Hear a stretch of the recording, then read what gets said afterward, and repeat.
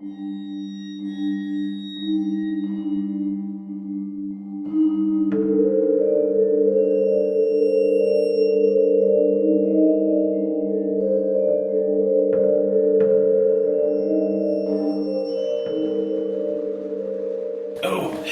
and welcome to Aldente Rigamortis. I'm Review Cultist. I'm Mikey, the E stands for evil. And I'm the gamer in yellow. And we're here to discuss those internet stories, most creepy and most pasta, and be critically silly doing it. And tonight, we're covering the Goblin of Northern Michigan. So, a little bit of backstory, or a little bit of a setup for why we're doing this particular creepypasta. Our friends at the Drunk and the Ugly podcast are going to be kickstarting a game, if they haven't at the point of this Posting? This episode's posting. And it's called Goblin. That's Gobblin'.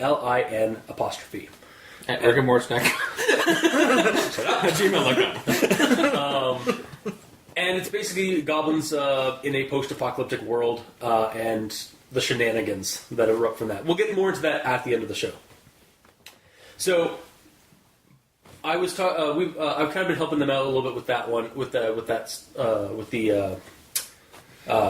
playtesting. We've been helping them out with playtesting, and the other week I was like, oh, there's got to be like creepypastas about goblins. Kind of like for like maybe a cross promotion thing we could do, and like basically the first one that came on the list on creepypasta.wiki, I was just like, yes, we need to do this one because like the title alone is kind of just like what grabbed me. It's just the Goblin of Northern Michigan because it's Northern Michigan. Like it's not Detroit, but it's Northern Michigan. Shout out to our Northern Michigan bros out there, I guess. I don't know. It just screamed to me. So I was just like, yeah, we'll do this one. Fair enough. So yeah, the Goblin of Northern Michigan is possibly by LethalPen. At least they're the ones that submitted on creepypasta.wiki. So presumably they're the ones that also wrote the story. Mm-hmm. If not, somebody get a hold of us, let us know so I can correct it in our descriptions, in the description below. And basically, it's about this girl named Jill, or at least that's what she's calling herself for the sake of the story, going up to northern Michigan to her grandmother Zelda's cottage, out in like a rural part of like the woods and stuff like that, and to get free lessons. And she's been doing this for about 3 years now, to get free violin lessons. And while she's loved like the whole outdoorsy feel and some of that, and because she's been like basically a city person for most of her life, she's always kind of had this like sense of dread or apprehension about being up there, and it only really ends when she leaves, and then it comes back in full force every year. So the third year is really when the story kind of escalates, is when Zelda's cat Beethoven goes missing. So they find that they see that the cat must have gotten through a gaping hole that was clawed through the screen of the window in Jill's bedroom, and so they go out, spend the whole day looking for Beethoven out in the woods.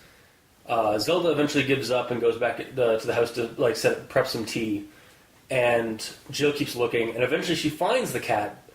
Although there's some like weird discrepancies about it, like there's a white tuft of like fur that wasn't there before. Yeah. But maybe it's just something like got something caught on her or something like that. Who knows? But the cat returns, and then for a couple of weeks ensuing that, the cat kind of disappears and comes back. And it's odd because the cat wasn't an outdoor cat; it was an indoor cat for most of its life. Mm-hmm. They didn't specifically say if he had claws still, right? He got neutered. Yeah, he got neutered. That's about the extent of it. Yeah. And then the cat comes back one time with a bloody face and like fur and feathers and stuff like that. And it's like now it's hunting, so it's like changed its attitude's completely changed from what it was originally. Mm-hmm. And one of the times when it sneaks out, Jill decides to actually follow it. And they go out to, he tracks it, like goes down into the woods, loses sight of it, but finds this clearing where there are like these little structures made from bones and sticks and feathers and stuff, and finds a den or like a little burrow or something under some tree roots. that has a bunch of like bodies of decomposing animals and stuff like that, including a half-eaten black cat, Beethoven. Decomposing black cat. Yeah. Well, yeah. I mean, but It's important. yeah, that's fair. Like, I mean, they were all in various stages of decay. Yeah. But no sooner does she discover this horrible situation than she hears a noise behind her. She flips around, and it's Beethoven. Meow.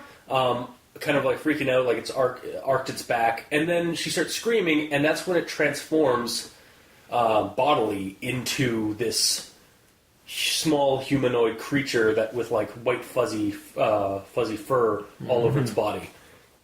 And that's when she basically gives it the term, like it's a goblin. And she drops her flashlight, gets chased through the woods by the thing, manages to get to the cottage, lose it and get into the cottage, locks all the doors and windows, and basically just hides in her bedroom under the blanket while she hears it tapping at the window, like it's taunting her. Mm-hmm. Like, come out and play. Yeah, exactly. Let me in. So the next day, she basically just straight up tells Grandma Zelda she wants to go home, and she basically just leaves, like just nopes right out of the whole situation, and Condemning her grandmother to death. Basically, I mean, yeah, I got notes. She on even that. admits that at the end. I got notes on that. So do I, but she even admits that at the end of the story. She feels really shitty about the whole thing. But I'd probably do my grandmother. yeah, and yeah, basically she's never going back to the northern woods of Michigan again. And that's the end of the story. Yes. Basically, a girl finds a goblin creature and just nopes right out. Yep. So That's a way shorter and less interesting way to put it, though. yeah. No, I liked aspects of this story, and I actually used this story as inspiration for a playtest that we're going to be doing. I'm going to post alongside this one onto our Patreon, also to help out our friends over at Drunk and the Ugly with their Kickstarter.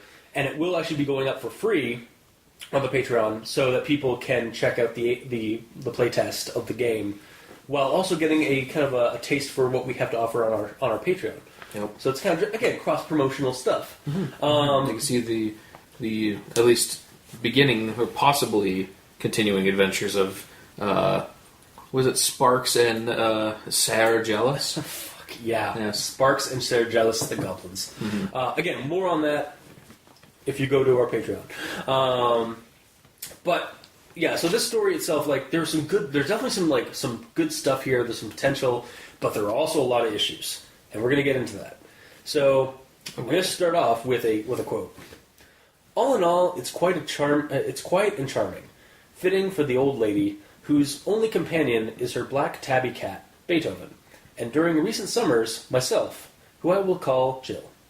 I feel like it should be was her black tabby cat, but that would sort of ruin the twist at the end. Yeah, exactly. Or hint at something amiss. Also, throughout this entire story, I have later in my notes, but I'll bring it up now, that it felt like the story was trying to be a past tense story, but there's a lot of present tense kind of popping up here and there alongside the past tense stuff. So, basically you got to sort out your past and present tense stuff. I guess, yeah. I think my note on that... Sorry. That's cool.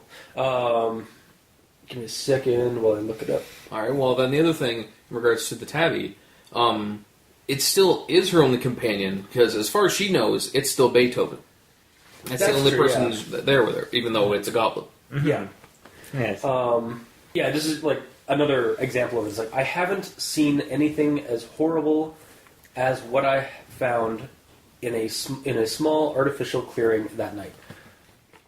It just I don't know if that was present tense, right? Or was I What, I haven't found? I haven't seen anything as horrible as what I found in a small artificial clearing that night. It's past. Is that past? Sounds like Yeah. past to me. Found. Yeah. Found is past. Okay. Find is past. All right. It's just I don't know. It just felt like there were spots. I don't know. I haven't seen. Found is kind of weird because I could say I found my water right here just now. Mm-hmm. It's not I find my water. I think for me it was I haven't seen anything as horrible.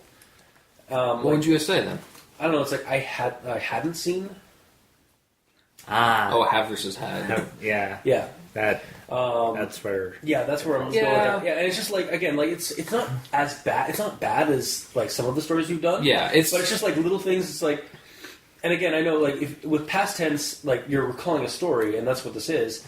So you might be able to get away with like saying like it was her cat beforehand and some of that. But yeah, no, it just feels like you're recalling this. You shouldn't be using present tense. I guess, yeah. I mean, that's such a small... Sorry, I didn't mean to... No, it's cool. I understand what this means. Okay. It's not just, shut up, you know? Yeah. But yeah, it's such a small thing, like, we didn't even notice it. So Yeah. it's not really a problem. Yeah, it's really a grammar Nazism for Yes. me. But moving right along. Wow, that was probably the only the first. Oh yeah, that was really the first one. Okay. As soon as you said that, I started thinking of the moving right along song from Yep. the Muppets. Right. Yep. Yeah, no. Moving right along. Footloose and fancy. Yeah, I was going to start singing, but all I know is moving right along. No. Yeah. Anyways. Anyway, So so we're going to Hollywood. Hollywood. I'm sorry.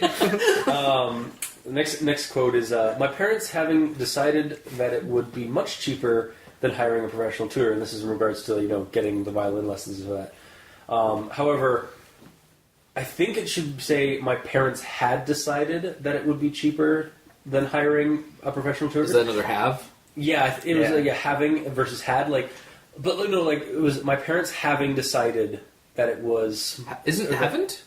Oh, have. Having decided it would be much cheaper. I just feel like, again, this is a lot of these initial notes are like I really didn't have a whole lot else to say, so I just started basically editing. I guess. story. Yeah. I mean, that's part of the reason that we do this is to exactly. make it flow better and That's certainly how it's become. make it on our English show. better. Yeah. Yeah. I'm never written that down. Okay. No, never. All right. Moving right along. Moving right along. I've said that my grandmother's place is beautiful and pure, but there's something more.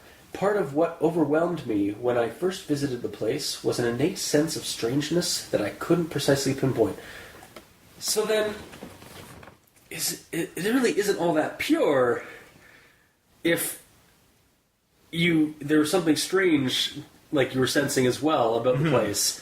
It means maybe just use a different word than pure. And I don't know. It was beautiful and like pastoral or something like that. But even even despite that, there was a strangeness or something. And that's another issue I'm having with the story is that this initial the first section of this, there's a lot of contradictory wording. Yeah, it's Really? like the coffee table was so clean, except for that coffee stain. But then it wasn't really that. Yeah, exactly. Yeah. No, but in regards to the coffee table, the whole thing is clean, but there's one spot. And just with the description of her area, if you took a picture of it and gave it to someone, that place looks nice and pure and happy. Yeah, I just like the way The look of it is nice and pure, but there's something going on there that you could feel. Then it should have. I think maybe it just should have been written a little bit differently. Not just use a but there or something more. Maybe but despite this. Okay. Appearance, there was something deeper. I'll give you that, sure. Yes. So she's freaking out, or she's not getting all this sense of unease and stuff like that. But she then goes into this quote. It was also new to me, so I chalked it up to a simple form of dendrophobia. So I looked up dendrophobia because I didn't really know what it was, but it's a fear of trees. Yeah. Just specifically a fear of trees. Yeah. So I won't speak badly about somebody having that kind of fear and stuff like that. It is a real thing. But for the purpose of the story, come on! Grand Rapids, which is the city she's from, is not devoid of trees. But it's a city. You're not surrounded by masses of them. But there are parks. There are trees on every street, basically. However, I feel, and again, this is just me really nitpicking in this part, but perhaps hylophobia, which is a fear of forests, or autophobia or agoraphobia, which are generally fears of isolation or large or being in rural areas. I give you that because the fear of trees, there's one tree there that it's a problem. No, exactly. But because it just seems I just feel it is a nitpick. I will full on accept that. But the reason we're doing nitpicks is because there's like it's actually solid. Like for the most part, like it's just small things in the story. So I'm just really just going through like an editing note. Yeah. For some reason, I assumed that would be the right word, so I didn't even bother looking it up. I just never heard of that phobia before, and I had to check it out. Wow. I also now discovered that apparently the hylophobia is the fear of forests, which is interesting. Yeah. Well, I totally understand that because a tree attacked me the other day. Oh, did it? Yeah. I was chopping off one of its limbs and one of the things fell off and hit me in the arm. Damn you retaliating against me. to be fair... You're going to take my arm, I'll take yours too. Exactly, like you were amputating its limb. Yeah. It was just defending itself. It's self-defense. How would you like if you were just standing there for like 10, 20 years and then suddenly... What the hell, man? God damn it. Here's another quote. So when I left at the end of August, the unease died down over the. When I left at the end of August, the unease died down over the school year. But on my return in the following June, it came back just as strongly and lasted all through that summer too. So you love this place, and were sad to leave the first 2 summers. But you have this nagging uneasiness about the place that lingers. Yeah. Because she's afraid of trees. Yeah, I'm just getting mixed signals about the story. Like, again, this is just another example of the whole, like, contradiction. Like, just... I understand that you're trying to, like, I love this place, like, there's something dark about it. But they're just trying to hammer it home that there's something here. I don't know what it is, what's bugging me. Well, for me, the story, like, the way they're hammering it home is just coming off as kind of contradictory. Well, that's the idea. Well, it's like, I know having an irrational fear of trees is irrational, and everything's fine, but it's still afraid. That's just the way phobias are. Yeah. Like, arachnophobia is like, that spider's not going to hurt me, but he's terrifying. Yeah. So there's that lingering fear. I don't know, it's just like, it left me with some mixed signals at the beginning of the story. And then, it goes on with... basically the end of the first section, which is talking about her the first 2 years, the first 2 seasons or summers there, and so that, and then goes into like the story isn't about the first 2 summers. This story is about the 3rd and most recent summer, and the one which has convinced me to never return to those woods in northern Michigan, or in the very least, not the area surrounding my grandmother Zelda's home, even at the cost of my free violin lessons. I'm determined to not go back again. Okay. So, comment number 1. I'm actually okay with this statement, and the content we get at the start of the story to give us context for the story. Mm-hmm. Like, that's cool. Like, I'm fine with you like saying that, like giving us all this information about the first 2 summers, and then saying that that paragraph is like, we're not. It's like I'm not actually. That's like this story actually isn't about this, but this is the context to that. Mm-hmm. Like that's actually pretty decently done. It just needs some there's some spots where it's contradictory in its wording. Maybe need to be fixed. Yeah, we'll get into that later. Comment number 2. Poor grandmother Zelda. Jesus, what a heartless brat. Your granny is in possible danger, and all you care about is that your violin lessons won't be free. Jeez, some families. I mean, fictional or not. God. Most main characters of these are idiots. That's just the way it is. Yeah, I know. In one way or another. Mm-hmm. It's like, not even at the cost of a free violin lesson. It's like, or my grandmother's life. But violin lessons are primary. Yeah, of course. Yeah. It's like in Skinwalker when that one story when the college girl like helps her friend down to go to the bathroom because it's spooky at night, then just leaves him to die. Yeah. It's like, why?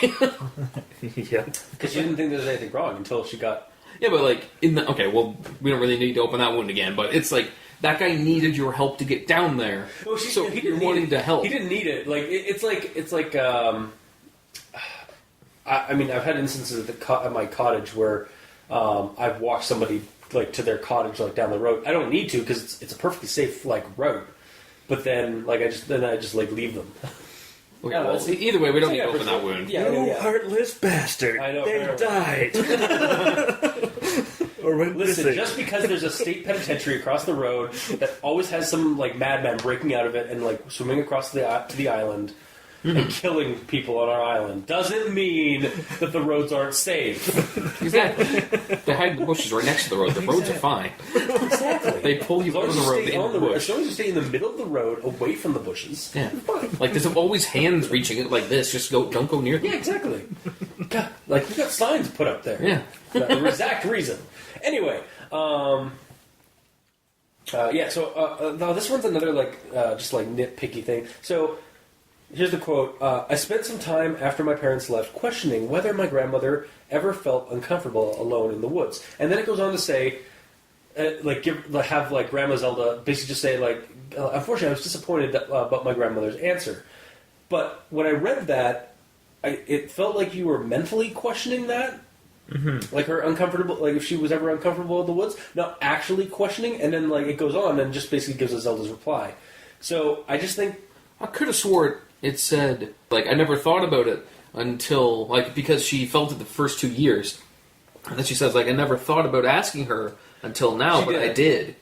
She does that afterward. She does that, right after this, this quote. And then, because she was never apparently a questioning person. Yeah.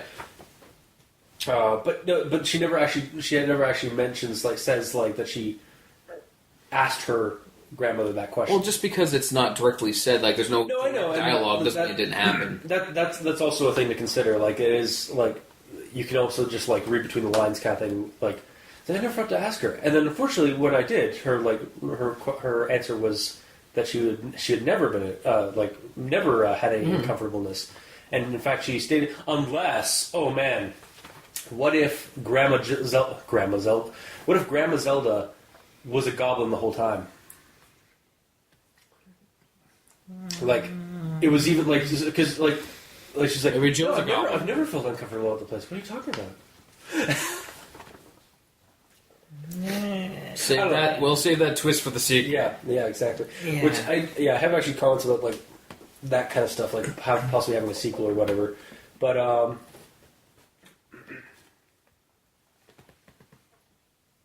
okay, yeah, this is actually something I really liked about it. This paragraph, or this last bit of a paragraph. I did enjoy being outdoors. I did enjoy being outdoors there, I learned. And some of that old unease finally started to melt away the more that I familiarized myself with the land. And then Beethoven disappeared. I just really like that whole everything's going to be okay, everything's getting better. And then they drop something bad happening. Mm-hmm. It's used a lot. It's a very well used mechanic in stories like this, and I just appreciate it being used here. He sneaked out and then shortly right after that, though, we get this one. He sneaked out sometime during the night through the screen window in my room. Neither my grandmother or myself knew until the morning, when I discovered the gaping hole clawed into it. Seriously? You slept through a cat or something, clawing a cat-sized hole into the screen of your window? Yeah. Wish I was that deep a sleeper. Well, it's not like the cat was going... Still, that clawing sound, the sound of clawing through a mesh, a mesh is a wire. Yeah, you see later that the cat is sneakily trying to get out, so he could be sneakily doing the clawing too, sticking his claws and being just pulling down. Maybe. So he doesn't have to be going vicious with it. I'm also not entirely convinced that it wasn't the goblin that got into the house and grabbed the cat. Oh yeah, I'm thinking that might have been more probably. of the case. And regardless, I don't know about you, but sometimes I sleep right through my alarms on my phone. And this is not quiet. That's true. It's really just a level how I'm not I would wake up to that kind of a sound, but I may not wake up to a lighter sound than that. I don't know. It's hard. I know it really just depends on the type of sleeper you are. And again, it might be a mute point and a nitpick because of that. Well, it honestly depends where you are in your sleep cycle. Yeah. Because if you're in that sweet range where the slightest noise can wake you up, you wake up. But if you're down into the REM sleep, I guess REM sleep's more awake, down into the delta waves, or whatever. The deep sleep. The deep sleep. Yeah, Yeah. It's a lot harder to wake up from that. And if you're woken up from that, then you're like, why did you wake me? Yeah. That's how I was this morning. But would you say that it would be better in that section to say, considering I generally am a deep sleeper, I'm not surprised that I didn't get woken up from that. Yeah, like something like that, or like I usually wake up at the drop of a hat kind of thing, like from even the lightest noise. I'm surprised that didn't wake me. Just to, again, maybe add something like it's like, oh, like there's something darker here, like, or like maybe use some kind of like silent magic of some kind or something. Because we don't really, it's a goblin, like, so who knows? And it would give a little bit more credence to like this weird creepy creature that's in the woods. It did say it was clawed at, right? It was gaping. Hang on a second. When I discovered the gaping hole clawed into it. Yeah, so it's not like the goblin has some special magic where it's like a magic suction cup with a circle laser. But it is later described as having like gnarled claws on its fingers and stuff like that. So again, I was kind of thinking it was either the goblin that had gotten in and grabbed the cat, or if the cat had gotten in, like been lured to get out. Something I would have liked actually to see. Maybe not at that point, but later on. Maybe after she gets back and she's hiding, she closes that, and just because she's freaking out, she closes the screen too, and she notices that the screen was actually torn from the outside in. Maybe. Instead of the inside out, because you would tell from the way it's torn. Yeah. So it could be like, oh shit! You know, that could have been a second chance to do another reveal. Yeah. That the cat didn't just normally leave. He was already the goblin at that point. That's a possibility. Or, like, if he was already the goblin, he would have clawed out. If he wasn't the goblin would have clawed in to get him. Yeah, like I think it maybe should have been explained. Maybe give us even a little bit of that, like hint of that. Like for some, I thought it was strange because the claw marks, it looked like that it was clawed from the inside. Would you have noticed that immediately though? Because if maybe not. Yeah, because the first situation is like, shit, the cat got it. Go get him. Yeah. But later on, that's what I'm saying. Like after you're getting scared and running, closing all the shit, like those are claw marks from the outside. Ah. Yeah. Exactly. Yeah. You know? Yeah, no, it's just like I don't know. I liked I didn't mind it. It was just like I don't know. Either way, she was probably in deep sleep, or deep sleep. Yeah, my main issue about that one was just that like I could imagine myself like waking up to that kind of noise of like clawed something like trying to get through a window screen. Depending, because I mean like. Even with our dogs, the cottage and some of that, like we have a screen door, and we actually had to put a plexiglass onto the attach plexiglass to the screen door because they would just and it was that kind of it was a loud rackety sound. So yeah, that's where I'm kind of coming from my angle for that. So. I hear you. Yeah, again, it's open to interpretation because sometimes alarms can't wake me up. That's it's the same sort of deal. It depends on how you sleep. But if it was said that she's a deep sleeper, then there'd be no discrepancies. Yeah. Moving right along. Actually, again, another one that I actually kind of liked. All in all, I'll start with my notes again. Okay. Beethoven would disappear into thin air every now and then, always returning at nightfall with some grisly trophy, be it blood, a feather or two, or the paw of a squirrel or chipmunk. Once, he returned with an eerie tuft of black fur, the origin of which we couldn't place. It's a nice little creepy hint at that there's something amiss about Beethoven, even though we kind of suspect something, like we're starting to suspect something about Beethoven. You know what probably happened at that point? That's when the goblin killed him. Yeah. Well, I kind of got the impression that like it can transform into what it eats. Or like it needs it may not be that case. Like it might just be like that it can transform, and then it just got rid of Beethoven there. Like it finally it's like oh shit, the cat's coming back, done, and they got stuck with it. But yeah, it was a nice little hint at like that there's something like it was like oh no. Wait, was the tuft of black fur the one where his like face was covered in blood and crap too? No, it was just like when he'd come back, he'd like for the last couple of weeks he'd been coming back with like again, like bits of stuff like because he was hunting, and then we get this weird tuft of black fur. Like I'm just wondering if Beethoven actually got out and actually wanted to start hunting, and then it got worse when the goblin took him over. That could be it, yeah. Or like, did it go out into the woods and then get like, yeah, like it might have just been that like the cat itself legit just got through the screen door and decided to change its mind. Although that is strange. Yeah. So yeah, it could go either way. It could either be the goblin took it, or the cat naturally like escaped and went into the woods and got eaten or killed. Yeah. And replaced, body snatcher style. And then we go on to my next part, which is another nitpick. Eventually, I started to notice tints of dark redness on the leaves of ground-covered plants, and a feather or tiny bone here and there. My breathing hastened alongside my heartbeat as the unease flowered. Mm-hmm. So I feel the word you were looking for was my breathing hastened, because hastened doesn't exist as a word. Well, I got a little stumbled up on that too, but I brushed it off because it's essentially saying that my breathing escalated with the same speed that my heart rate was going. So the faster my heart rate was going, the faster. Yeah, but the word hasten doesn't exist.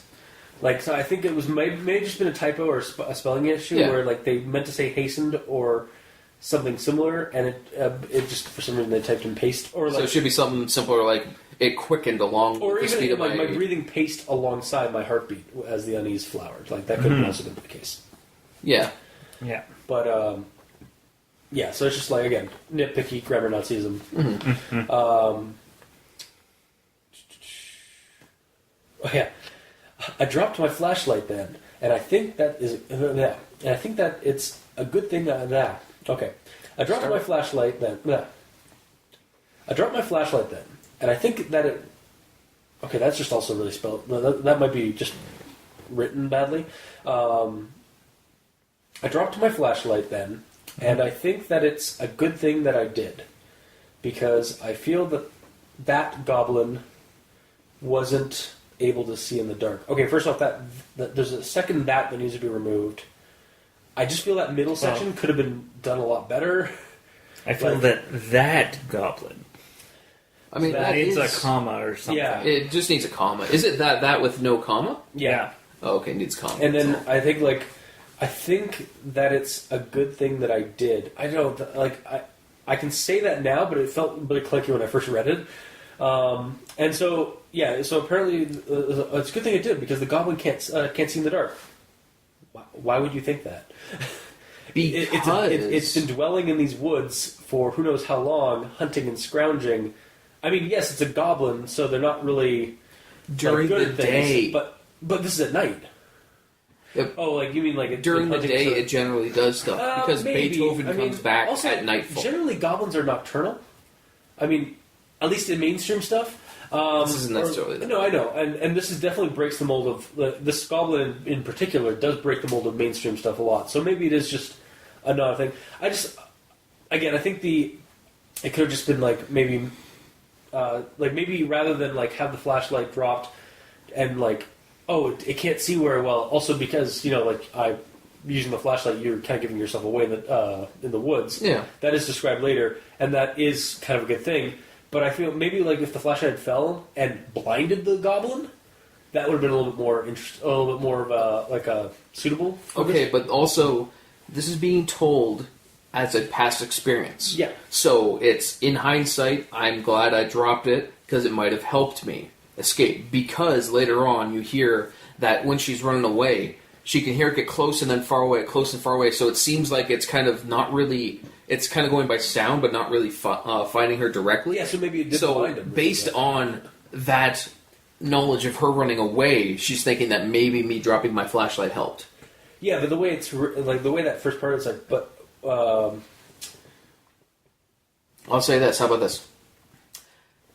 It might have been easier if, when she gets back home, goes, okay, I'm kind of glad I drew my flashlight. Maybe that helped me get away. Yeah, no, because after that information's said, then it's mentioned that the flashlight being dropped might have helped, instead of it being at the start. Well, she just says like that. I feel that the goblin wasn't able to see in the dark, and it's just like maybe add like maybe because the flashlight, maybe the flashlight blinded it or something like that. I don't know. It's, again, a nitpick, as is a lot of my notes, because this one, there's just little things. Did you also notice that sentence is a run-on sentence? Oh, yeah. And continues? Because I stopped it at a comma, I must have thrown out my grammar Nazi stash because I don't care about that anymore. At least I didn't pick up any of this grammar Nazi stuff this time. Fair enough. So it's just like, that kind of irked me a little bit, just because, I don't know, to me it wasn't really spelled out properly, or it was not spelled out properly. It wasn't like laid out properly. I think it'd be better if it being said that it not being able to see might be the reason I got away. Yeah. So when she gets in, thank God I got away. Maybe me dropping it is the reason. And here's something that, again, another good point I liked about it. The only thing that I did was close the balcony door. The only thing that I did was close the balcony door tightly, shut and lock every window I could access, and laid down and shivered under the blanket of my bed while a painfully regular tapping commenced at my window and out of my sight. Mm-hmm. Again, just I like that last part of just the goblin just taunting her. Yeah, it's like, let me in, Clarice. Let me in, Jill. Yeah, pretty much. I informed my grandmother that I wished to leave. I couldn't give her a forward reason when she asked why, and to this day I still feel awful for making her feel so hurt. You should. You may have doomed her. Just like my reply to that whole thing. And then right after that, it's like, I only pray that nothing comes to harm her, while regretfully understanding that if anything bad comes of the situation, it's more or less my fault. Do something! Help this, this is a chance for a sequel of the story. Get some friends or trusted individuals and check on Grandma Zelda. Perhaps one wearing a green toque and is good with a sword. There, mandatory Legend of Zelda comment done. Yeah. Spent the entire story trying not to make a Zelda reference. I forgot I was going to download the theme to Legend of Zelda, so you started describing, she goes to her Grandma Zelda's. And I start doing Zelda music. I forgot to do that, though. You can edit it later. Yeah, no, or just not, because copyright. Yeah, I know. I feel like there was definitely some good points in this story, but also it needs some work. But not as bad as some stories we do. It's really just small things. I also feel that this is good fodder. The end of the story would be good fodder for a sequel or spin-off story. I even used it as inspiration for that Goblin game. Yeah. So there's potential here for this. The Goblin creature itself is interesting. It kind of reminds me of a Mogwai, or perhaps a Wooly from the new RPG Goblin. More on that in a second. You don't really see goblins as fuzzy and furry. They're usually in the mainstream. It's the scaly green little creature, like a gremlin, kind of how we see gremlins. But so it's nice to see a different iteration of other than the mainstream version of a goblin. I don't really see a gremlin like a goblin. I see a goblin like the World of Warcraft goblins, but a short green dude with pointy ears. It's the same. Like the gremlin and goblin are basically the same creature. Like the gremlins kind of fit the same bill as the goblins from World of Warcraft. They're just a little bit more. The goblins in World of Warcraft are a little bit more human-looking and intelligent. The gremlins are actually fairly intelligent. They're also really evil. But it goes on across all different types of genre. Again, large pointy nose, green, big ears, small stature. And so they actually have a goblin that's a different type, but still have some qualities of a goblin, and be termed a goblin. I still like that idea for this. Also, I thought at the end of this, I thought I was all right. So what was the motive? Because we don't really we don't really get a motive for why the goblin's doing all this stuff. And then, but thinking on it afterward, it's a goblin.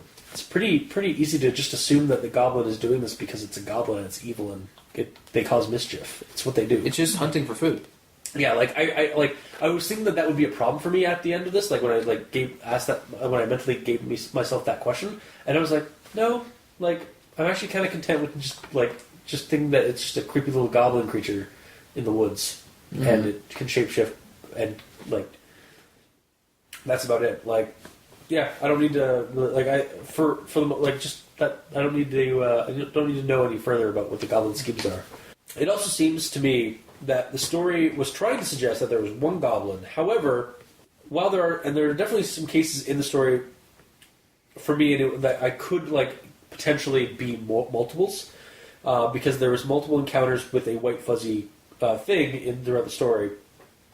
Even when like she was chasing Beethoven or like trailing Beethoven out in the woods, like whenever she lost sight of Beethoven, she'd suddenly see this white furry thing like flash by or blurry thing flash by, and then she'd see Beethoven like again, and which like I have a reason for.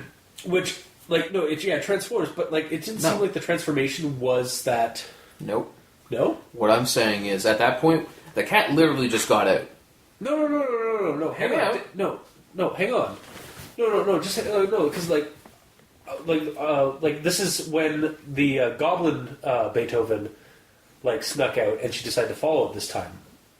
And while she was following goblin Beethoven out in the woods, whenever she lost sight of that Beethoven, suddenly there like occasionally she'd see a white blurry thing. Not because it's dark.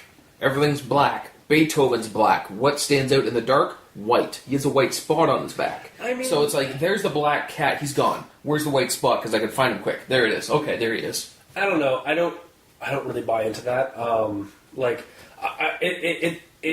It's the one thing that you would. It's a cat walking away from you. You would not see his eyes. Yeah. Black cat, middle of the night. Literally the only thing you'd be able to see for him is the white spot that was on his back.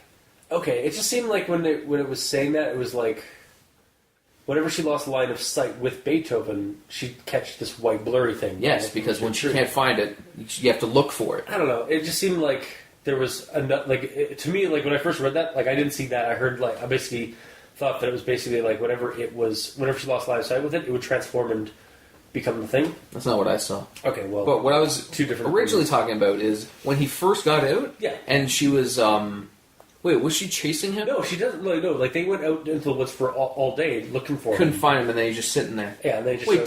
Didn't she see a white blur first? At some point in like a couple of weeks prior to all these events, she did note that she woke up one morning and went out to the porch and saw a white thing scurry on the beach. But by the time she finally kind of shook her head and so that it had already jumped into the water. Yeah. So that. Yeah, I'm mixing up my encounters, I believe. Yeah, that's what I was kind of trying to stop you to try and clarify what I was thinking there. So, and again, it's just kind of a theory. I also like the fact that there are multiple structures in that little clearing, not just one structure. Mm-hmm. And we're not really. It's not really said that they're actually built houses or anything like that. They're more they call them shrines. So structures like shrines. And it's like that's not really a home for a goblin. I don't think. No, but there was a cave. Yeah, the den is. So yeah, and again, it does kind of more suggest in the story that it was just one goblin, but it's just there was if you think of it a different way, there is some potential that there could have been multiples. Could have been 10 there. There could have been a woodpecker in the tree that's a goblin. Yeah, exactly. But we don't actually see that. But yeah, it's just it was just something I was hypothesizing after the fact. Yeah. And then also I feel if no sequel is going to happen or spin-off kind of thing to the story, then maybe the ending should have had a hint that the food chain had been bumped up, and that Grandma Zelda maybe called them to ask about oh, you gonna come this summer, or maybe they had a short visit with her even against her protests, and that encounter basically showed that she was acting weird as if she was no longer Grandma Zelda. Just again, have the ending for this. If you're not going to do a sequel, where you try to rescue Zelda, or find out what happened to Grandma Zelda or something, maybe leave it off with the other reason I won't go back to Grandma Zelda's place is because we got a phone call from her saying that she would be delighted to have me come over again. And then in that conversation, have something weird show tells that there is something wrong with Grandma Zelda, or that the goblin there's something that the goblin has basically subsumed Grandma Zelda's existence. Mm-hmm. Just an idea to kind of make this a little bit more horror-y or darker at the end. But again, there's already Kitty Cat murder. Is that not dark enough for you? No. You heartless bastard. I think we've already established that in this episode. But yeah, it's just like, I don't know, it's just like add that extra like darkness, because like I feel like that could have gone a little bit darker. Just my personal opinion on it. So, but that's my thoughts on it. So, Mikey, you said three. Alright, first thought, based off of the name of the pasta, Yeah. and sort of the time frame. It's summertime in northern Michigan, drinking whiskey out of a bottle, and smoking funny things, and singing "Sweet Home Alabama" all summer long. Pretty much. Yeah. Just on violin, no. Yeah. Does that song have anything to do with Northern Michigan? Yeah, summertime in northern Michigan. Hence why he said that. Okay. Oh, no, What's wrong with the lyrics? I know, like, you said that, and I was like, okay. And I was trying to recall, because I don't recall that part of the song. Yeah. There's whiskey in the bottle, thinking about tomorrow. But I don't remember the first part with Michigan. Yeah. Okay. That's actually... It's like 90% of the songs where, like, you know some words, but not all of them until you look them up. Yeah. Yeah. Okay, that's funny. I like that. Move on. Yeah. So when I initially read the story, it was on my phone, and I realized that when I read stories on my phone, I miss a lot of the grammar Nazi stuff. Yeah. Because it's all condensed, and you don't necessarily see where one sentence begins and one sentence ends. But I found one run-on sentence when I was initially looking. Was the one that I brought up, or...? No, it was a different one. Okay. Because the one that you initially brought up is in my notes. Okay. Because I specifically went searching afterward to try and find that one run-on sentence. Couldn't find it for the life of me, but I found 3 others. Oh, okay. Yeah, see, like, okay, so when I read this, like, I think 2 or 3 weeks from, like, about 2 weeks ago, like, from this recording, Yeah. and then I was like, okay, so we're going to do this one this week. Man, I do not remember there being that much issues with this story. I don't know if I'm going to be fine. And then I reread it, like, last night to get my notes and stuff for this. I was like, all right, this is what basically, like, the first, like, page of the story has most of my notes because I was just basically, like, editing. Yeah. So. Alright, so the run-on sentences that I found, minus the one that you had earlier, because you already touched on that, was, my grandma was already asleep, and I had just finished my violin solo, when Beethoven crept stealthily through the open door and strolled past me before effortlessly descending the steps to the ground and seemingly being absorbed into the woods in my sight. Jesus. Also, how do you sleep when somebody's playing a violin solo? Was she maybe playing it outside? Like She on the was. porch? She was, Yeah. but it's still loud. It depends on the insulation of the house. Like, I mean, this room's fairly well insulated. Like, I wouldn't know. You have like, sacrifices down here all the time, and no one hears Yeah, that stick. I barely notice like when people like open the door or like come into the Yeah. house. Like, Yeah. But this is also a cabin in the woods, essentially. yeah. But what are you saying? Are you saying that like cabins aren't allowed to have like modern conveniences like I'm like saying insulation? cabins are typically old. That's Like the inhabitants. She's like 40. Nice callback. You're welcome.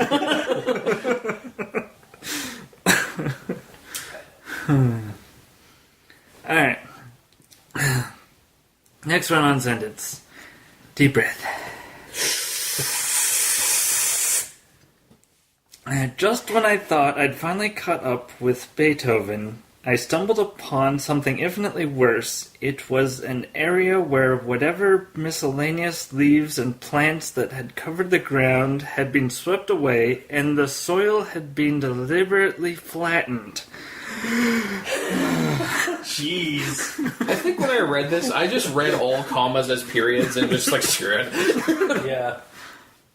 Yeah, so it's just... I'm surprised that you guys are finding these, because I'm like, I read it totally fine. Yeah, well, and I read it totally fine, but then when I went searching, because I know I'd found one, Yeah. and then I couldn't find it again, Yeah. but I found others, it's like, wow. Okay.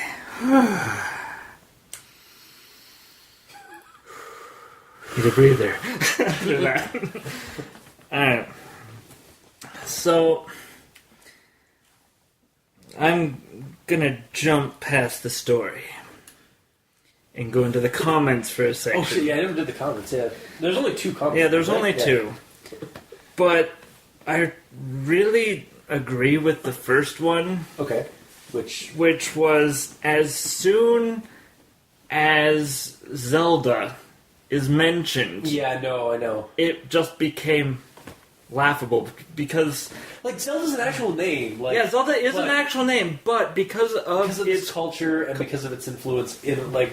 If you're a gamer, like, you realize that, like, because not, like, aside from, like, Legend of Zelda, which is the obvious one, Sabrina's aunts, Zelda and Hilda. Yeah, but they're not main characters. No, but you know what's funny, actually, and this is a little aside, in Legend of Zelda Link Between Worlds, the inverted, or the parallel for Zelda in the other world is Hilda. Kind of a, yeah, anyways, but yeah, no, like, legit, I know, and, like, Robin Williams' daughter is named Zelda, like, that's the other Zelda I know, but he also named her for the game, so... Yeah. But Zelda is an old-timey name. Yeah, she's a grandmother. It's an old, like, I don't know if it's Danish or, like kind of, I think it's like a Germanic kind of name. But it's like an older European name. Yeah, it is. But it definitely matches, like, for a grandmother living out there. Yeah. But it's just like, also, whenever she always called it Grandmother Zelda, not Grandma Zelda, or like Nana Zelda or something like that, or just Grandma. Like, she always called it Grandmother Zelda. Well, no, she says my grandma. Oh, does she? Okay, I have notes on that. Well, okay, most of the time, like, I don't know, like, I thought most of the time though, it seemed like she was just constantly calling her Grandmother Zelda. And I mean, that's her name, like, obviously, but... And maybe I'll get into that. Yeah. And I mean, there's also on that angle, like, there are other, like, people, like, name, like, give their grandparents, like, names like that all the time, like Grandma, Nona, there are other ones. I'm literally blanking right now, but I know there are other ones. Either way, I don't think the name Zelda is a problem. I agree to a point with the commenter, but it didn't make it laughable to me. Wow. It's just, for me being a gamer, I read Grandma Zelda, and I'm like, okay, is this in medieval times? Because I'm thinking of Zelda. Yeah. The Adventure of Zelda. So yeah, and as soon as I saw Zelda, it's like, okay, push that Legend of Zelda reference out of my head as long as possible. I embraced it. Huh? I literally saw her as an elderly Zelda the entire time. Yeah. Yeah. So that's where, because of the whole Zelda thing, my mind sort of took this journey in a different direction. Okay. Where it is Zelda from Legend of Zelda. Legend of Zelda. Mm-hmm. And then she moved to North Michigan. Yeah. Yeah. And Link is actually the Goblin. He was transformed into a goblin at some point. You've met with a terrible fate, haven't you? Yep. And he basically becomes a bokoblin, essentially the white. Oh, bokoblin, yeah. Yeah. For a second I was like... And then he basically kills the cat to create a cat mask so that he can turn into the cat, like in Majora's Mask, where... Are we legit... Are we trying to make this a sequel to Bend Ground? That's what I'm getting from here. Let's do it. Let's make it happen. Make your dreams come true. Yeah. Just do it. Yes, audience, we actually did the whole, like... You have to do the stupid, like, the crane, like, hand coming in and picking up the thing that you want to do. Thank you, Shia LaBeouf. Anyway, yeah, no, it's just, yeah, like, I know, oh my god. Like, it just shows how, like, ingrained in our minds, and I guess in, like, to a degree in gaming culture and so that, like, Legend of Zelda is, that, like, you really can't use the name Zelda without going that direction. It's like me, if I read something and his name was Ryu, first thing I'd be doing is, Hadouken! Yeah. You know, that's all I could think about. Yeah. It's the same sort of thing, so. That being said, there's so many names that are taken up like that. Yeah, like, I mean, yeah, there's just so many. Yeah. I can't look at Jeff the same way again. Why? Because of Jeff the Killer? Stop mentioning Jeff the Killer in everything. Just go marry him, okay? Jeez. Like, I think a lot of the episodes that we've been looking at for our new series, you mentioned Jeff the Killer all the time. At least back then you did. It's because he was like, he was everywhere back in that time. Like, he was like, when people think creepypasta, at least back then, when we started doing the show, like, Jeff the Killer came. It was literally second or third top creepypastas on lists. It was ridiculous. Still, I don't know. We're jumping ship here. Yeah. Sorry. Back to Mikey's notes. Go. Yes. So continuing on the whole Zelda thing. Yes. I envisioned a conversation between Jill and Zelda that just made me laugh. Okay. And it was, Grandmama, please tell me about Grandpappy Link. Okay. Maybe that's why she keeps going back, because she always has awesome stories. As well as free violin lessons. Yeah. Would have been better if it was a harp, but because that was the item, that was the instrument that Zelda was known for. Well, Harp lessons. Sheik was. Well, no, there are even in the other in other games and stuff that Zelda would use a harp. And then Zelda would say something about how they decided to settle down and have a family, but that wasn't enough for Link, and he wanted to continue adventuring. So he went on one last adventure and never returned. Thus, because he became a goblin. Yes. Wow. So, what a revelation! God. and then he probably went back a bit and found Zelda again, but was rejected because, I mean... He's a goblin. Yeah. So, by becoming the cat, he's able to get close to the one he loves. So it's a love story. Aww. That's adorable? You made this kind of story, this spooky story kind of touching. I don't like it. Can we just undo what you said? you shouldn't make it. And welcome tunes into Rigormix. Okay. Hello. Yeah, so that was my main thoughts there. And they could have added touches like a Hylian shield mixed in with the goblin stuff. And Oh my god. Would that ruin it, though? It would. It would. I was like, that is recording, right? I would hope so. But yeah, it was just me being crazy. Yeah, you being silly, which weird. We are like, it's not like we're critically silly in the show at all. Never. And then my last comment is that there's something else I wanted to comment on after reading it the first time, but then I couldn't find it after I tried rereading it, so it's lost forever in the space-time continuum. Good talk. Yeah. Cool. Good stuff, bro. Yeah. All right. So, I suppose it's my turn. Well, so the first note I have is in regards to her calling herself Jill. Yeah.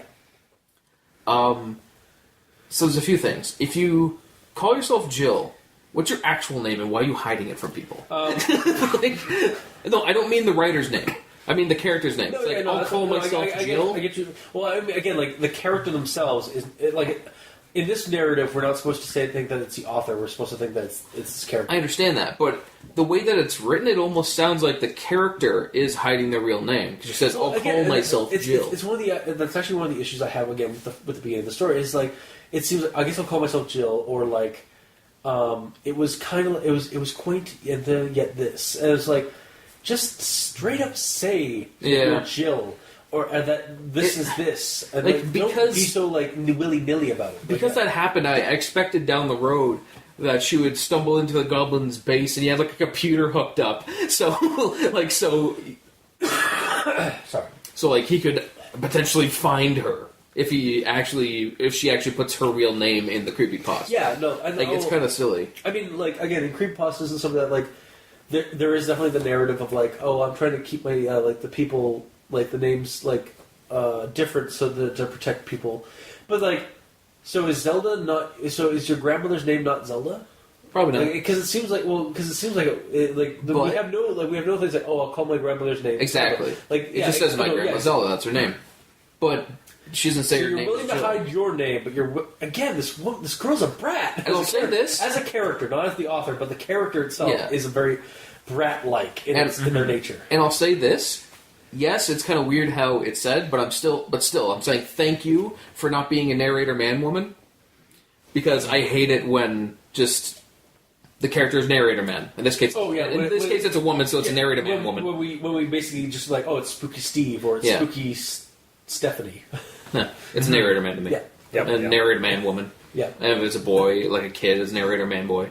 Yeah, fair enough. Man boy. Or if it's a girl, man-girl. And then eventually, when It's a dog, man, dog. when there's a monster, it's like man, bear, pig. Exactly. Yeah, okay. Narrator, man, bear, pig. Okay, keep going. If the narrator is ever a bear pig, I'll be so happy because it'll be narrator man bear pig. You heard it here, folks. You gotta come up with that creepypasta where the narration is being done by A bear pig. Yeah. Yes, please do. But yeah, the way that I rewrote it, at the end of the paragraph where it's starting to mention, it says, and during recent summers, myself. Then I would go, period. And then the start of the next one, my name is Jill, and I began to visit my grandmother, blah, blah, blah, blah, blah. Because then there's no weirdness to it. Yeah, exactly. And that's what I was trying to get across in my notes, is that it's really just minor editing. Like, just like little things need to be fixed, but otherwise, like, that's really the core of the issues.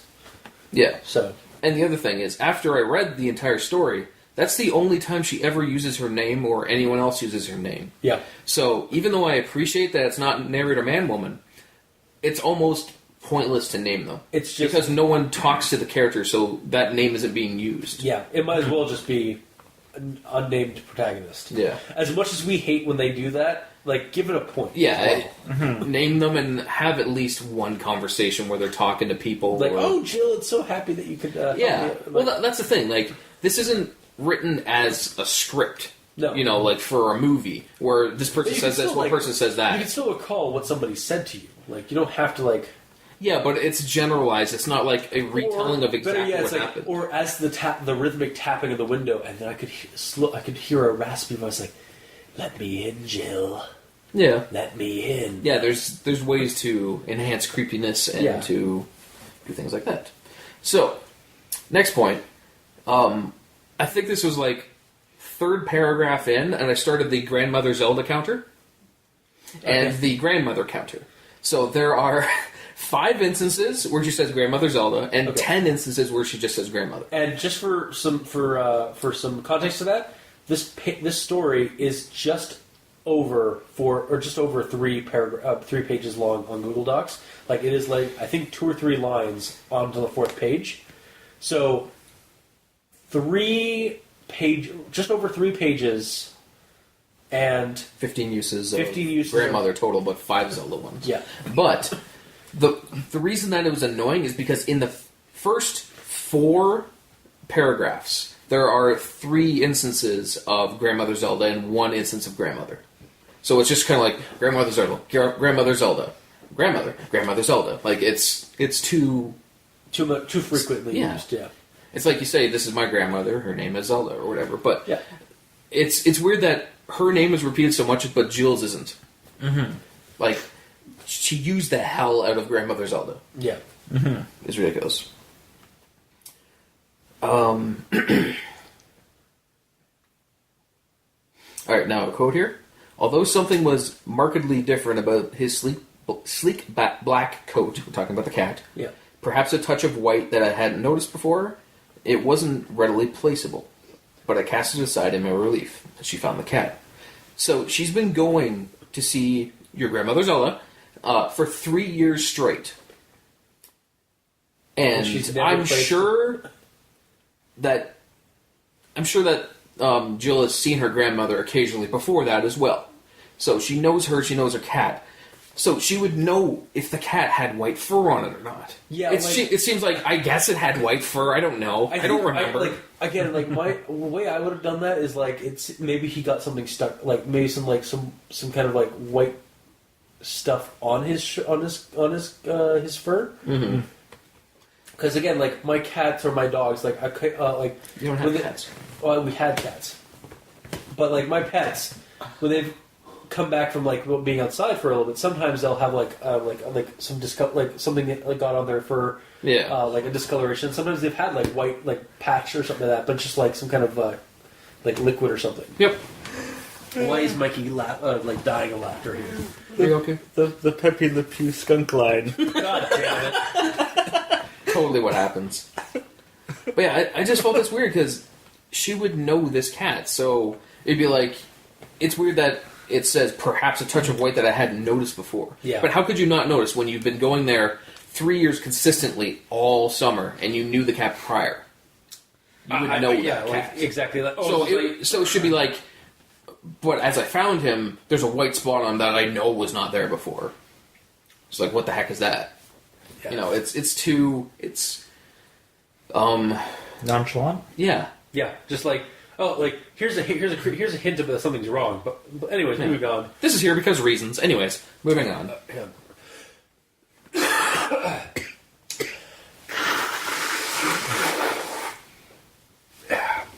That's sweet B-roll.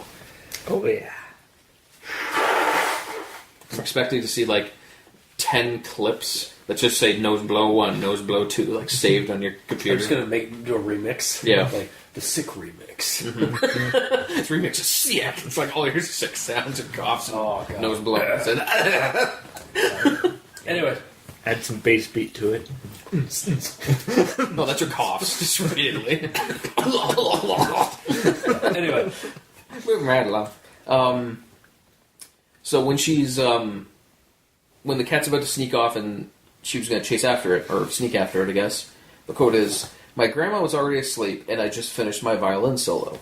It's always a violin solo when you're playing by yourself. Like, it's a drum solo, for example, when you're in a band and everyone's playing different musics, and then drum solo, it's just the drums. But if you're playing violin solo, it's always a solo. It's Just weird like that you mentioned it specifically. when I finished my violin Practice. Yeah, exactly. Yeah, that would Yeah. work too. Yeah. It's almost like there's other people there. It's like, hang on, violin solo. You know, Well, clearly her grandma was sleeping. sleepwalking and sleep playing the violin sometimes. Clearly. So she had to specify that she was fully asleep and that she was doing a solo. I see. Sure, we'll go with that logic. Clearly. I'm sure that happened. Alright, now, this is at the reveal of the Goblin. This is where I have one of my problems with this, actually. Here's a quote. "I watched that single white spot in his fur overtake his whole shrinking body until he was a pure white ball of fuzz. That wasn't all, though. It had tiny limbs with smaller jagged nails and an unmistakably human face, however scaled down and distorted." So the small white spot of fur Yeah. that's on the cat stayed the same size, and all the normal black cat parts shrunk down into the white spot of fur, which then grew arms, legs, and a human-like face. Okay. So it's the size of a water bottle? The way I like read that, or the way I envisioned that, was that the white itself basically took over the rest of the fur. Like all the fur suddenly became white, and then it shrunk down. It was changing. Like it was you were hearing popping and sound like as it was like changing like bodily. So like the way I'm just saying the way my way I interpreted it was that like that white spot basically started growing, like basically all the fur suddenly became that white, like that white fur, and then it shrunk down to fit that size, or to be the size of the goblin, and suddenly like hands popped, like arms and legs popped out, and like the head. That's the way I interpreted it. For me, I saw it the same size as your mic. That's the size of the goblin, because it's a white spot of fur, and it specifically says the white spot of fur overtook his whole shrinking body. Shrinking. So the spot of fur is there, and then his body is shrinking into it. Yeah, And then it just pops a head and legs and arms and goes, Yeah, but the the white is That's the exact sound it made. the white is overtaking. Yeah, overtaking the other fur. It says shrinking. So the white spot is growing while the body is shrinking. to the actual goblin size. I will give you His this. whole shrinking body. Yeah, the whole body is shrinking, but the white is growing. Because it's overtaking the rest of it. But But it doesn't say that. But it just said overtake. overtakes the Well, drinking. But It overtakes it because this part doesn't change in size. The cat does. So eventually this part that shrinks is overtaken by the part that isn't moving. That's what I envisioned. Okay. So to me, the goblin's that size. I will give you this. We don't actually ever get a size, like Yes. a comparison, except for that apparently it's smaller than a cat, which a cat, I mean, again, That's another thing. That's the other thing, yeah, we don't know how big the cat is. Either way, it's a cat. It's not a cougar. Yeah, no, but I mean, that doesn't matter. Like, I've seen cats that are about 2 or 3 feet long. Doesn't matter. It's still tiny. Yeah, but I'm still, like, 2 or 3 feet long, so, like, it could, like... Again, we maybe should have had some kind of context like thrown in to give us a size comparison because again, like you say, like suddenly this goblin really isn't that threatening if it's the size of like a water bottle. Yeah. It's like, just kick the mic stand over. That's him. Yeah. Like, my problem with it is just, it's one of the few things that isn't described very well. Like, Yeah. there's a lot of Everything words else being is- thrown everything else is around. described on this goblin. Like we know what this goblin looks like. It's just the size is like, he could be this high or that high. I don't know. And now I'm wondering, like, is it actually just? Are we basically just getting an evil version of a mogwai? No. We're getting a critter. God damn it! Oh my god. Yep, it is. And if you don't know what we're talking about, folks, Google Critters films from the 1980s. Yep. God damn you.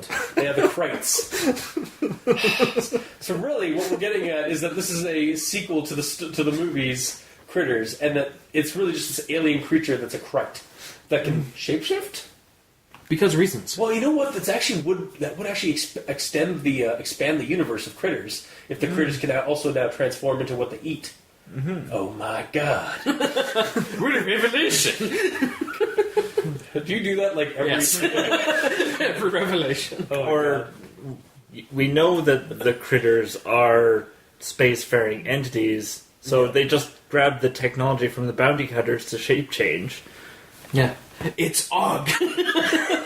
Oh my This is god. what he became. He's just All right, getting now we're worse gonna and have to worse. do. Now we're gonna have to do a Al Dente Rigor Mortis Goes to the Movies episode of us doing the Critters show. Can't believe it's a bad guy. Can't fucking believe it.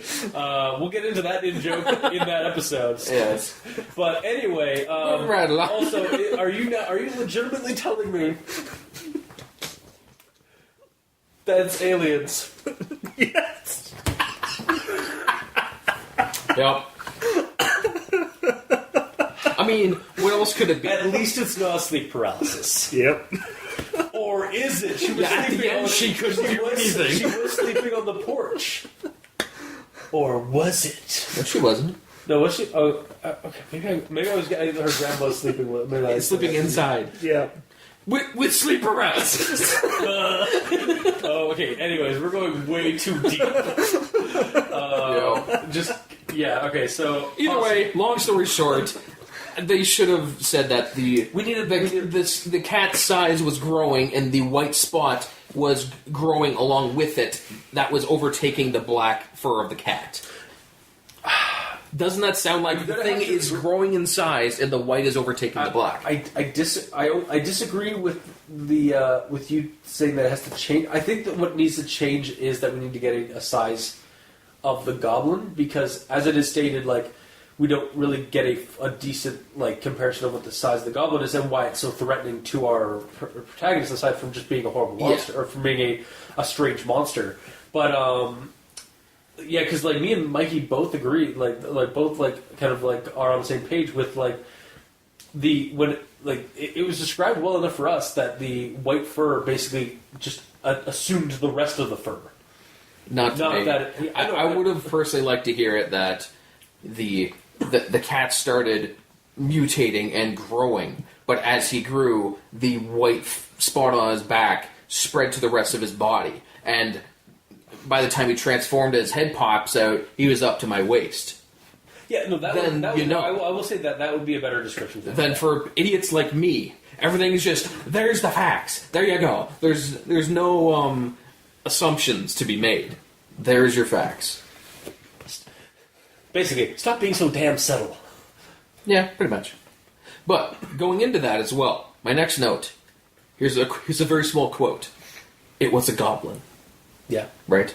How could you possibly know that it's a goblin? Okay, no. I mean, to be fair, like no goblins look like that. To be fair, like first off, it's like I mean, what else are you gonna call it? I dare you right now to come up with like when you think of that description, what comes to mind? Like first thing that comes to mind. It's like a little tiny Sasquatch that's a druid. Because he can shapeshift. That's not a goblin. Honestly, like, for me, like... It's a shape-shifting Bigfoot. I mean, like... Small foot, because he's small. Druidic small foot. There you go. It was like an inverted Bigfoot. He had tiny feet. Or, like, I don't know, like, honestly, like, the other one I keep coming up to is Mogwai. Like, the Mogwai, it just seems like a more, like, creepy version of Mogwai. Or Critter. Yeah. Because this is a newer, like, it's set in modern-ish times at least. So, yeah, like if the narrator, sorry, I shouldn't call her narrator man-woman, if Jill said that it looked kind of like a critter or a gremlin, or like the thing that becomes a gremlin, like the Mogwai. Yeah, there's like, so many more things that looks more like than a goblin to me. But again, like another thing is like goblin, like can be used as a term for like little like creepy little creature. Like that's actually like I think I do recall that like it has been used, like I've heard it used as like a slang for like a creepy little creature or monster, like the little goblin thing. Like, well, okay, but it's kind of too matter-of-factly. It's like, I know exactly what this is. It's a goblin. Well, we're also getting this from like she may not have thought of that immediately. Like she may have like basically like put that out like while she was basically recalling the story. Yeah, but even when you're recalling the story, personally, I'd be thinking like, I have no idea what that is, but it was like a goblin or a critter, or maybe or it's like only now do I kind of think like the only now can I put a name to what I saw that night. I believe it was a goblin. Yeah, like I would have liked a reference to Gremlins or something, because you have to tie something into it, because there is some modern tech in this with like cell phone. Oh yeah, you know, right? So like, I'm expecting. I full on like. Believe that this is probably like the last couple of years. Yeah, so it's just personally I'd be like, it was like a gremlin or a goblin or something. Yeah, you know, it's just too matter of factly for me. Yeah, and also that's probably like what like. Yeah, the name grabs you, like the Goblin in northern Michigan. Yes, but that also kind of takes away like the mystery of what exactly. Because you know it's a goblin. Because you know it's a goblin in northern Michigan. Like, and I mean. I like that name because it grabs you like, oh, the new Goblin Northern Michigan. I'm going to read this and see what this is about. So so that's not really like a problem, but it is kind of a problem in that like the creature in the story doesn't entirely fit a goblin's description. Yeah, it's fitting it like as you said in the sense that it's a small weird creature, so you would call it whatever. You'd call it, but it's not a goblin. You'd call it a goblin, like a goblin thing or something like that, some kind of goblin. Like some people refer to like chihuahuas as goblins because they're like little creepy little things. Like, hey. Yeah, exactly. Yeah, it's like it's like some or like in E.T. like is like some kind of goblin or leprechaun. It's like that's what his bigger brother tells him when he's trying to describe E.T. in the cornfield. Yeah, I guess that's the problem. Like it's too. Like goblin can be used as a term. Yeah, that's what I'm saying. Like it's a generic term, but it's also a specific term. It's also it's also been like told, like being told to us in the story that this is a goblin. Yes, and this is this narrator, this writer's version of a goblin is basically what we're out of story. This is what the writer has proposed what a goblin is in his story. Yeah, in his story's world. This is what a goblin apparently is in at least the northern Michigan goblin, subspecies of other goblin. Yeah, like I was trying to say though, it's just I guess it's kind of weird because goblin is too broad of a word. Yeah, it could either mean because I read the title, I immediately thought, okay, it's going to be a little green man with pointy ears. That's a goblin. That's what I know a specific quote-unquote goblin is. When I first saw the title and started reading the story, that's what I was expecting to find. Yeah, so... But then we got this white furry thing, and then my instance, again, like I had been reading up the playlist rules and stuff for Goblin, and I was like, oh, so it's a woolly, which in Goblin is basically a northern or ice goblin. Which I only learned about from that playtest, yeah. Yeah, because you did the playtest and then you read the story. Whereas I read the story, yeah. So like and like honestly, like I and that was something that Greg put, or the creator of Goblin, Greg, put into the story, or basically to give us like a weird like northern or Canadian goblin or like a northern goblin. Is that actually a type of goblin though? Yeah. Oh, well, you mean like? Or did he make it up? I think he just made it up for the for the game. Just because I've never really, again, aside from Mogwais, I've never really seen goblins be furry. Yeah. I've seen a couple of trolls, thanks to the Cinema Snob and his... Yeah, that's another thing you could have called it. It's a little troll. Troll and goblin are two generic words, I guess. But I'm repeating myself, so... Yeah, also, like they also sometimes are interchangeable only because of pop culture. Mm-hmm. Because, like, again, the troll movies, like, Troll 1 was a troll, and it was a big furry, like, or kind of half-furried, like, monster creature, or humanoid creature. And then in Troll 2, which was actually supposed to be Goblin, because it was Nilbog, the town they went to, which was Goblin spelled backwards, and the creatures were all called goblins. And yet it's called Troll 2. Yeah. So, yeah, again, pop culture has kind of... It's like washed it out. Yeah, it's a fuzzy subject. Yeah, there you go. Yeah.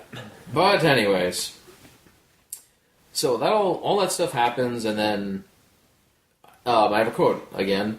I didn't say a word to my grandmother when I returned. I didn't even awake her. Why does no one ever talk about creepypasta monsters? Why? It's not just creepypastas, though. It happens in other horror stories. Like, it's not just in these short internet stories that get copied and pasted. It's in, like, in novels and movies. No one ever wants to talk about the monsters they've seen because they're going to think they're crazy. Or they're just not going to believe them. It's a trope. Like, it's a legit trope or cliche of you don't want to sound like you're insane, so you don't talk about it. Don't talk about it. Don't mention it. Just but when you not talking about it is putting someone else in physical danger, then you're being a dick. Yeah, and that's again. And everyone is a dick. Yep. Welcome to horror stories. I hate it. If they weren't dicks or idiots, the plot wouldn't work.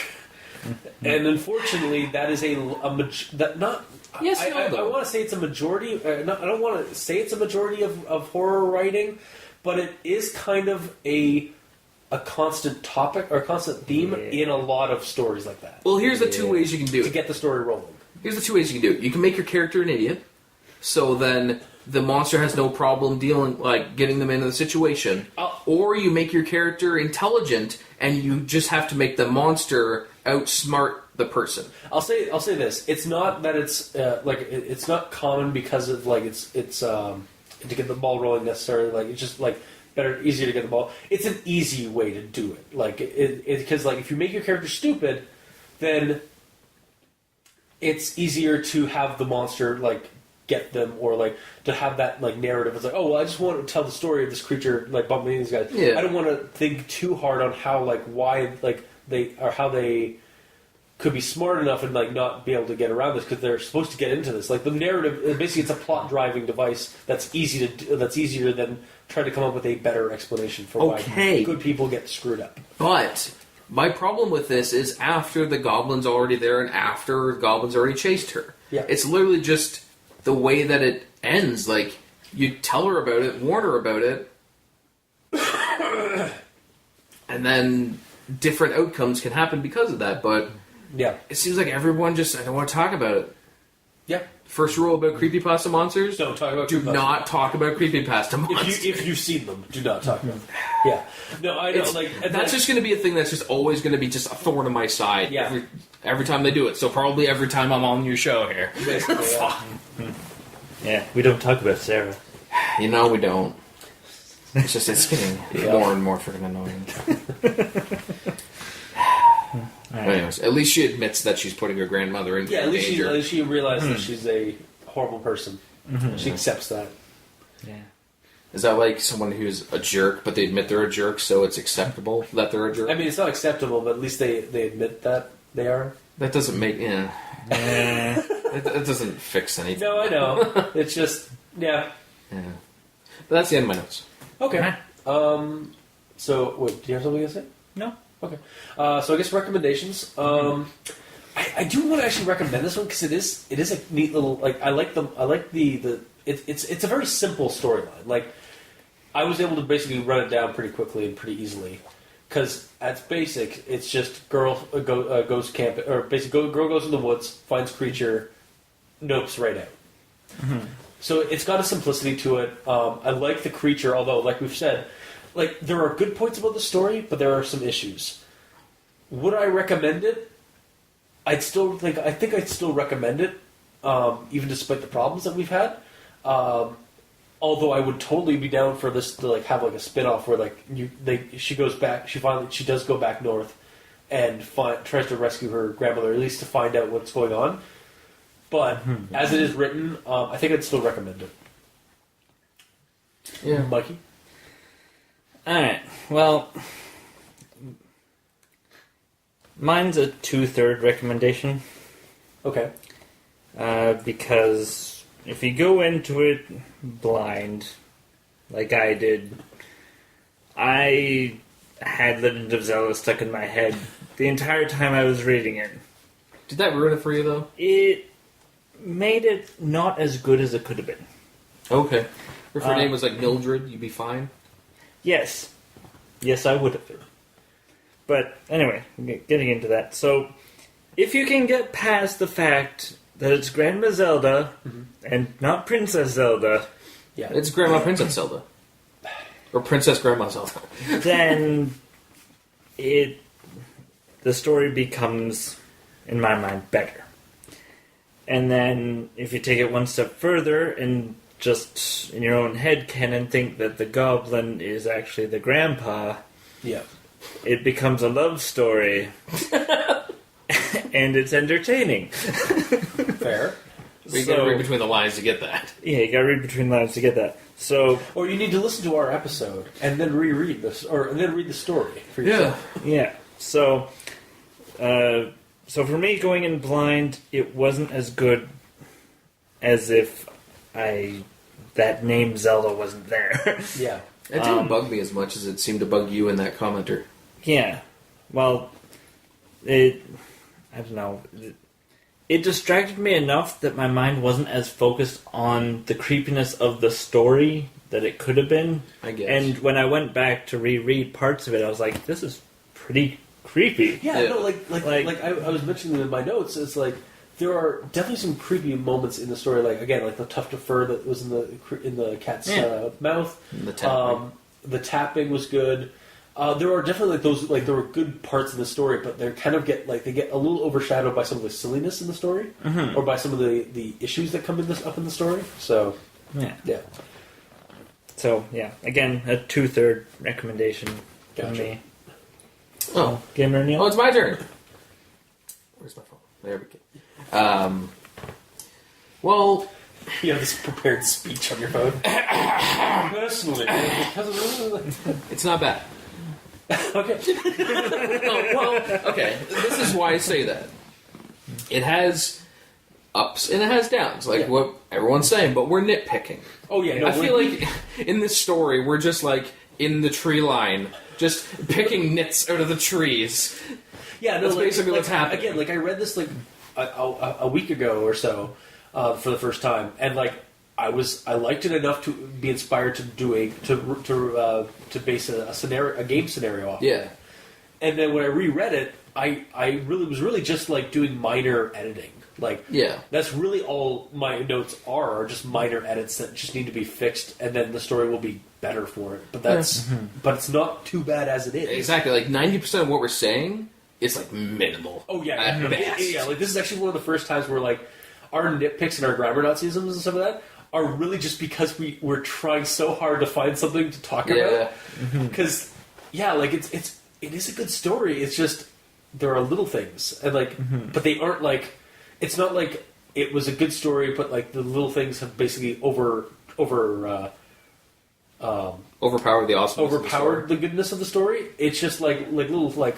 It's not like the story shrunk into the. I was like trying to like encompass the. It's not like that. It's actually just that it's a good story. There's just a few mosquito bites. Is this my recommendation or yours? Sorry, I don't mean to keep it. No, it's cool. But yeah, it's got pluses and minuses. Like a plus, they named things. Thank you. So we don't have narrator man woman and grandma narrator man woman.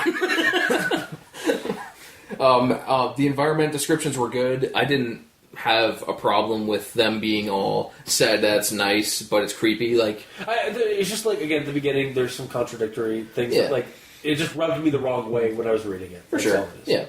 Then the creepy window tapping was awesome. I liked how there was progression over the years. But on the downside, the year that's up until the phone and such at the end, the actual year that's taking place is somewhat assumed. Like, because Zelda was there, immediately I'm like, okay, there's goblins, and there's Princess Zelda. This is medieval times. And then later on, that changed. But it's in northern Michigan. It's medieval times in northern Michigan, shut up! It's a story. Okay. Like, that's... it's the same with Mikey here, because we got ruined by Zelda, it immediately, like, even though it's northern Michigan, it put my head in medieval times. Okay. It just did that to me.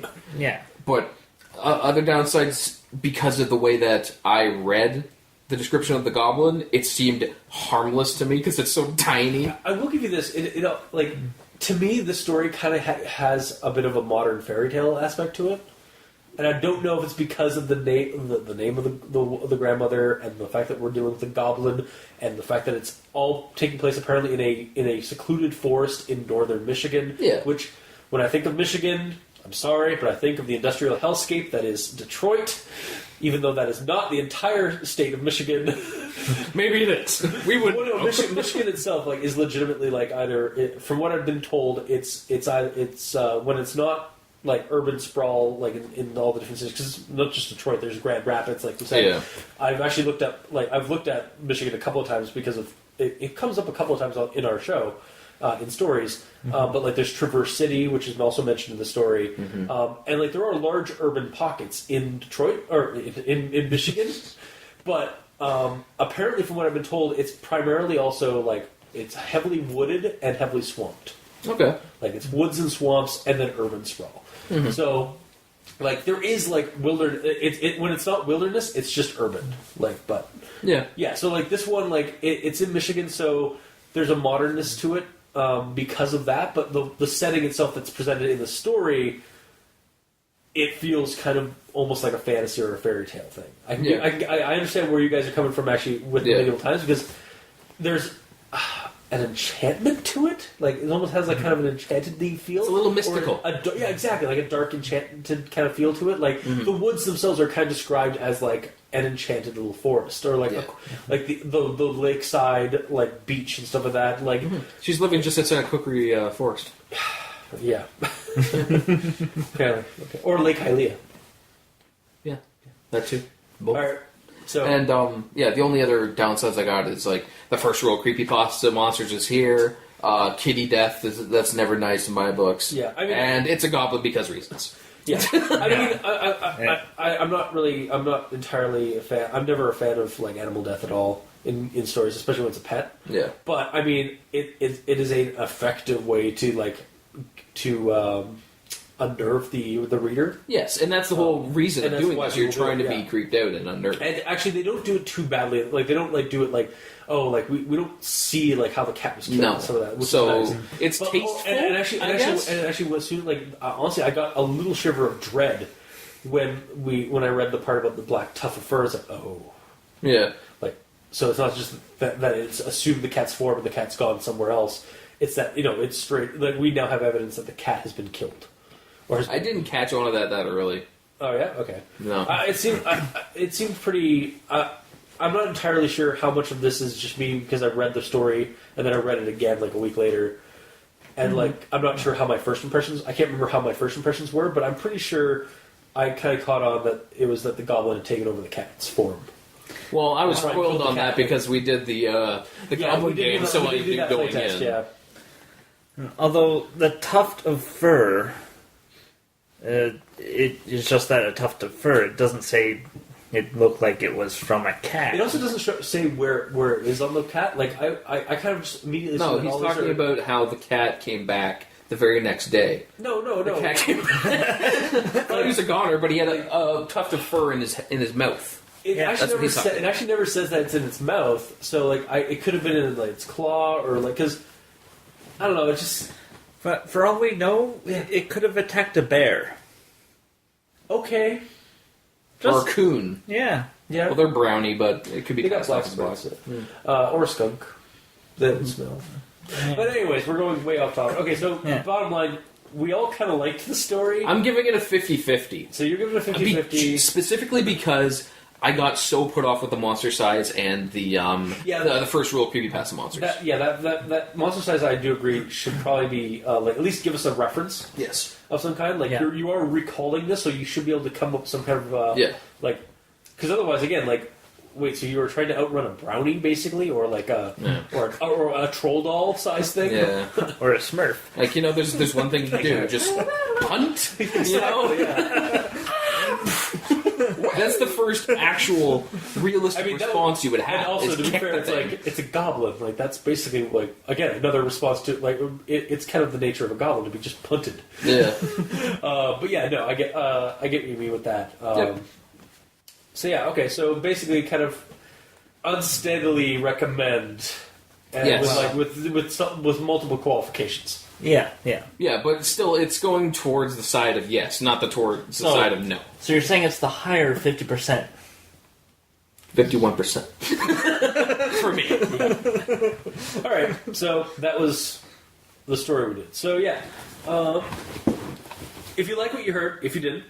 Leave us a comment in the comment section below where this gets posted. Whether it be on Kiwi6, Facebook, YouTube, Tumblr.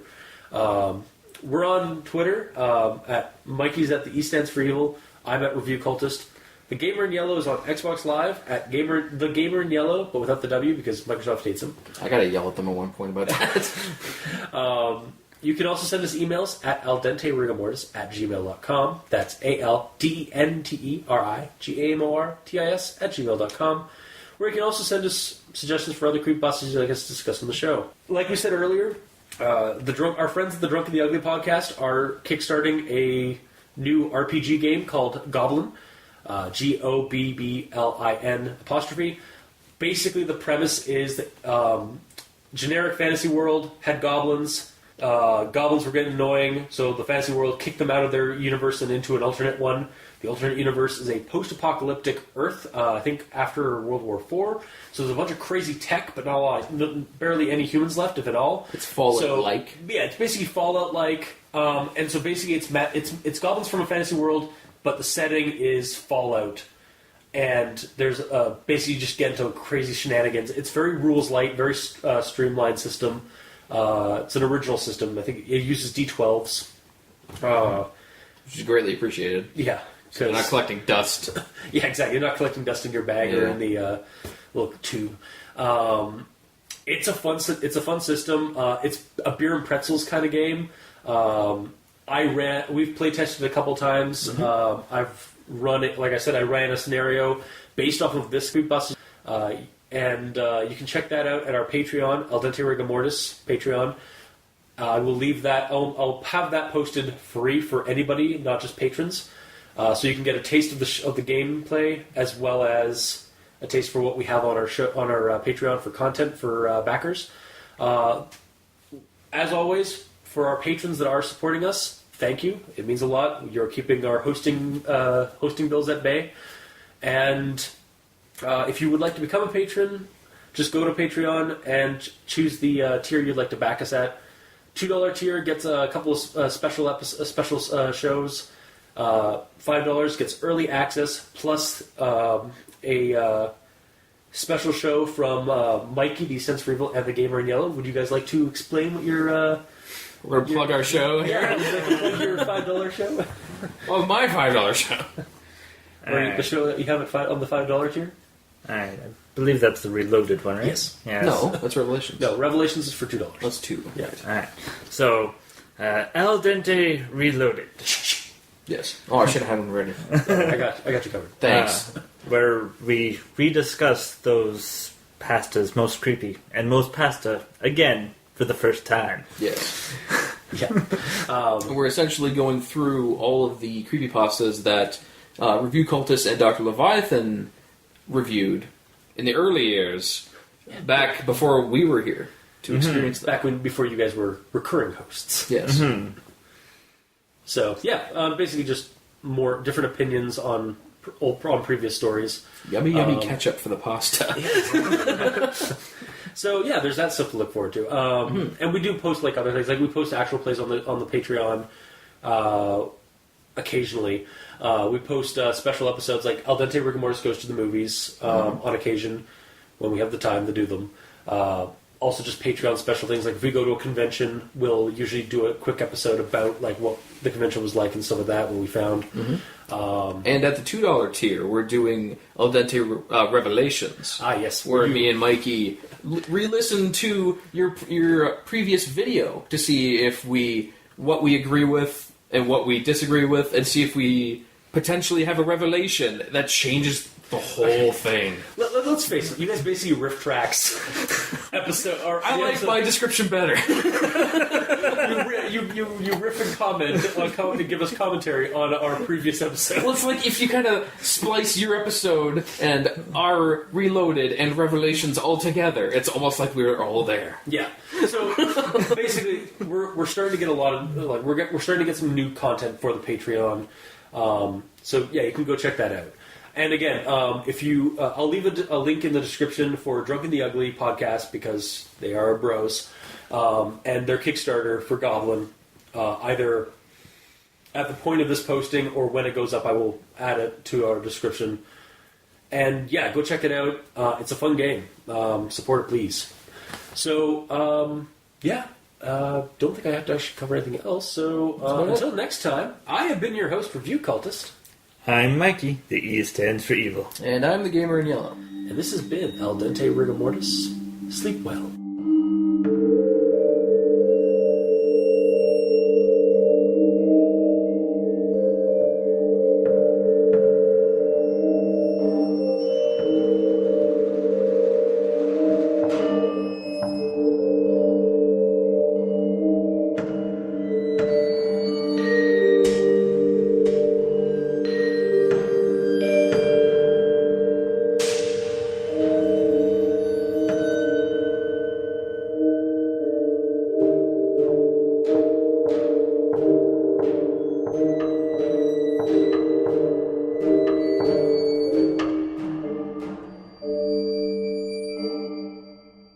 You're full of stars.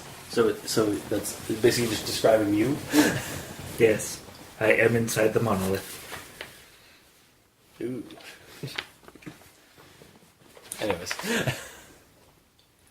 Inside in what regard?